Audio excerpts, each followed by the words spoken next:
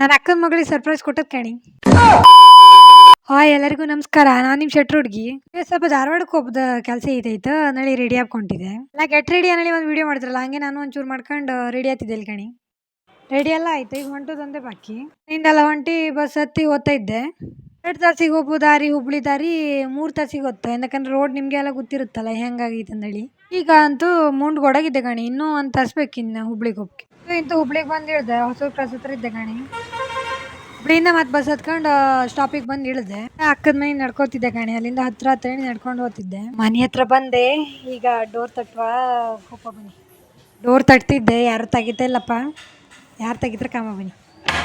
Door ಹತ್ರ ತೆಗೆದ್ರೆ ನನ್ನ ಅಕ್ಕನ ಮಗಳ ರಿಯಾಕ್ಷನ್ ಗಣಿ ಹೇಗಿತ್ತು ಹೇಳಿ. ವ್ಯತ್ಯಾಸ ಹಾಂ ಹಾಗೆ ಬರ್ತಿಲ್ಲ ಅಂದಳೆ, ಹೆಂಗೆ ಬಂದೆ ಹೆಂಗೆ ನಿಂಗೆ ಖುಷಿ ಆಯ್ತಾ? ತುಂಬ ಖುಷಿ ಆಯ್ತಾ? ಕಂಡು ಅವಳಿಗೆ ಫುಲ್ ಸರ್ಪ್ರೈಸ್ ಆಗಿ ಚಿಕ್ಕಿ ಚಿಕ್ಕಿ ಚಿಕ್ಕಿ ಅಂದಳಿ ಎಲ್ಲ ಆಟ ಸಾಮಾನು ತೋರಿಸ್ತಿದ್ಲು ಕಣಿ. ಅದು ಕಾಣಿ ಇದು ಕಾಣಿ ತೋರಿಸ್ತಿದ್ಲು. ಸರಿ ಹಂಗಾರೆ ಮತ್ತೆ ಸಿಗುವ ಆಯ್ತಾ? ಬಾಯ್ ಬಾಯ್.